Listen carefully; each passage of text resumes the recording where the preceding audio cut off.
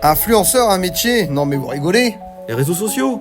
Ouais, y a que les jeunes qui vont là-dessus. Les réseaux sociaux, ça ne crée que des problèmes. Ils gaspillent leur temps en étant toujours sur leur téléphone. On en a marre que des gens pensent ça des réseaux sociaux. Nous, les élèves de seconde 2023-2024 de la MFR d'Auchy, on va vous prouver le contraire. Dans les épisodes de la saison 4 de ce podcast, nous allons vous expliquer comment fonctionnent les réseaux sociaux les plus importants de notre époque. Dans cet épisode, on va vous présenter Instagram.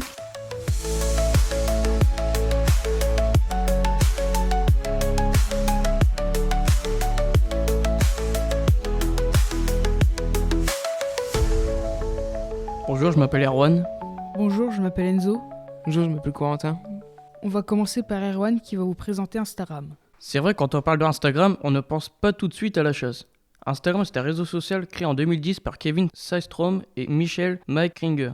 Il y a combien de personnes sur Instagram ? On compte 26,5 millions d'utilisateurs, dont 54% de femmes et 46% d'hommes. C'est un réseau où on peut partager notre vie aux autres, partager des photos de notre vie de tous les jours. Les gens peuvent s'abonner à notre compte, liker nos photos. Par exemple, je vais poster une photo de la chasse. Il y aura tous les passionnés de chasse qui vont liker le post. À part les posts, on peut faire quoi sur Instagram ?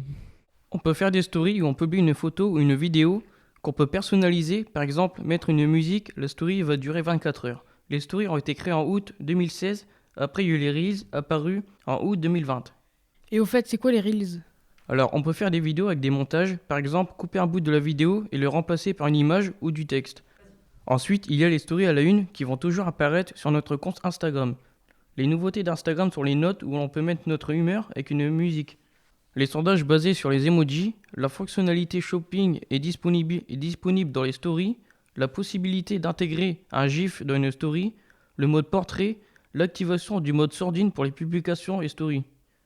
Maintenant, je laisse ma place à mes compagnons qui vont présenter 2 influenceurs sur la chasse. Quels animaux peuvent bien vivre à côté d'un joli petit ruisseau comme celui-ci, en plein milieu de la forêt? Je vais mettre un piège photo et on va voir. Juste là, il y a tout un gros passage d'animaux avec plein de traces. On voit bien cette coulée qui est dans les bois, qui arrive de la forêt et qui arrive directement au ruisseau.